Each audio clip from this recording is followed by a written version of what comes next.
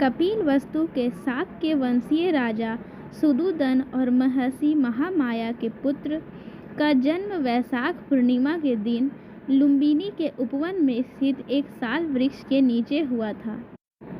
जब उनकी माता अपने माता पिता से मिलने अपने मायके देवदह जा रही थी। राजा सुदुदन और महर्षि महामाया के पुत्र का नाम सिद्धार्थ गौतम है, जिन्हें महात्मा गौतम बुद्ध के नाम से जाना जाता है। पुत्र जन्म के तत्काल बाद महामाया वापिस कपिलवस्तु लौट आई थी। ताओविंश देवों से शिशु के जन्म की सूचना पाते ही शिशु के दादा श्री हनु के गुरु तथा राजपुरोहित तत्क्षण कपिलवस्तु पहुँचे। शिशु को जैसे ही उन्होंने देखा तो उनकी आंखें पहले तो खुशी से चमक उठी, लेकिन फिर आंसुओं से डूब गई। राजा सुदुदन द्वारा कारण पूछे जाने पर उन्होंने बताया कि यह शिशु बुद्ध बनने वाला है, इसीलिए मैं प्रसन्न हूँ, किंतु दुख इस बात का है कि शिशु की बुद्धत्व प्राप्ति तक मैं जीवित नहीं रह सकूँगा। शिशु के जन्म के 5वें दिन उसके नामकरण के अवसर पर 108 ज्योतिषियों को आमंत्रित किया गया था, जिनमें 8 विलक्षण ज्योतिषी भी थे। उन 8 ज्योतिषियों में से 6 ज्योतिषी, जिनका नाम राम, धज, लखन, मंती, भोज और सुदंत थे, इन्होंने भविष्यवाणी की थी कि वह शिशु या तो चक्रवर्ती सम्राट बनेगा या एक बुद्ध। किंतु सबसे कम उम्र के ज्योतिषी का कथन यह था कि वह शिशु निश्चित रूप से एक बुद्ध बनेगा। शिशु का नाम सिद्धार्थ गौतम रखा गया। 7वें दिन सिद्धार्थ की माता का देहांत हो गया। तब उसके लालन पालन का दायित्व उसकी मौसी महाप्रजापति ने लिया। वह भी सुदुदन की एक रानी थी और उनका विवाह भी सुदुदन के साथ उसी दिन हुआ था जिस दिन महामाया का हुआ था। 16 वर्ष की अवस्था में सिद्धार्थ ने शाक्यों की एक सभा में अपने अद्भुत युद्ध कौशल दिखाए। उन्होंने एक ऐसे धनुष को उठाकर अपने कर्तव्य दिखाए थे जिसे 1000 आदमी मिलकर भी नहीं उठा सकते थे। किंवदंती तो यह है कि उनके शौर्य से प्रसन्न हो उन्हें 40,000 शाक्य कन्याओं के हाथ प्राप्त हुए थे, जिनमें शुद्ध बुद्ध की राजकुमारी बिंबा उनकी प्रमुख रानी बनी थी, जो बाद में राहुलमता के नाम से बौद्ध साहित्य में विख्यात है। 29 वर्षों तक राज वैभव भोगने के बाद सिद्धार्थ संसार से विमुक्त हो संन्यास को उन्मुख हुए। कहा जाता है कि उन्होंने एक बार किसी रोगी को देखा और अनुभव किया कि हर कोई जो पैदा होता है रोग और व्याधि से पीड़ित होता रहता है। फिर उन्होंने किसी वृद्ध को देखा। इससे उन्हें यह विदित हुआ कि हर कोई जो जन्म लेता है कालांतर में वृद्ध भी होता है। उसके हाथ पैर शिथिल और जर्जर हो जाते हैं। फिर जब उन्होंने एक मृत को देखा तो यह ज्ञान पाया कि हर कोई जो जन्म लेता है एक दिन मृत हो अपने संसार और नश्वर शरीर को भी छोड़ जाता है। तब सारे सुख सुविधाओं और वैभव की वस्तुएं निरर्थक हो जाती है, अतः संसार सारहीन है।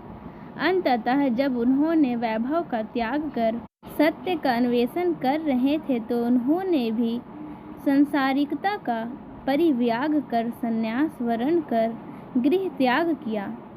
शाक्य, कोली और मल्ल राज्यों को पार कर सन्यासी के रूप में वे राजगीर आदि स्थानों पर भटकने लगे।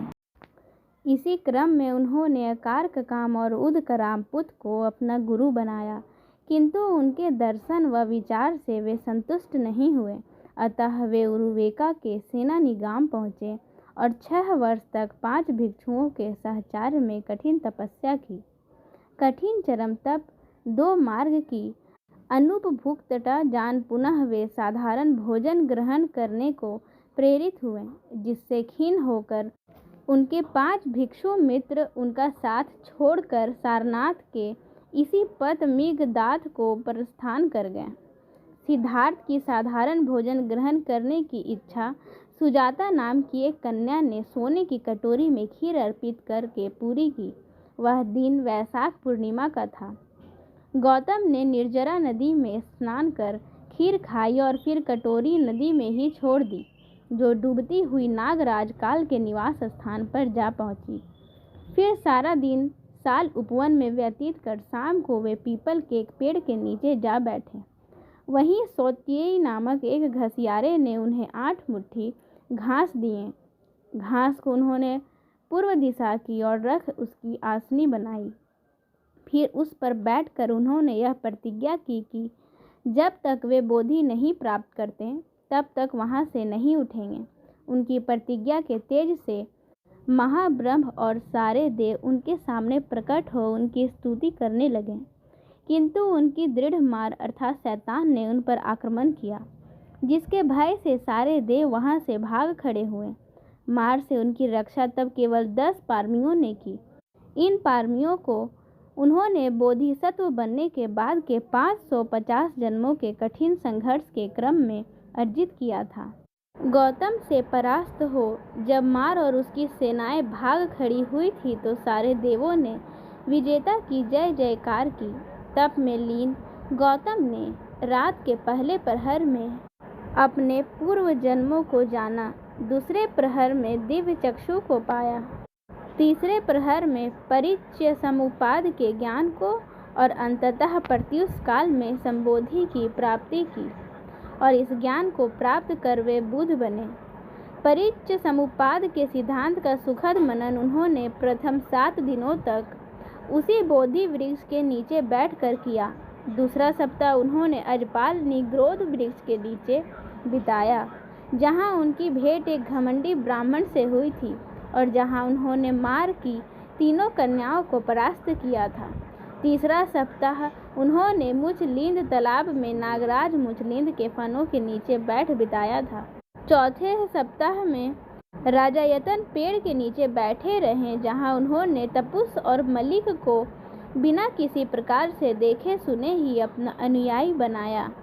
तत्पश्चात ब्रह्म सहमपति के आग्रह पर उन्होंने पीड़ित मानव के उत्थान के लिए धम्मचक्र पंतन का निश्चय किया।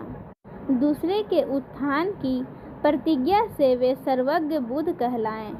तब अपनी धम्म देशना के प्रवर्तन हेतु अपने 5 तपस्वी मित्रों को योग्य पाया, जो उन दिनों वाराणसी के इसी पतन मृगदाय में वास कर रहे थे।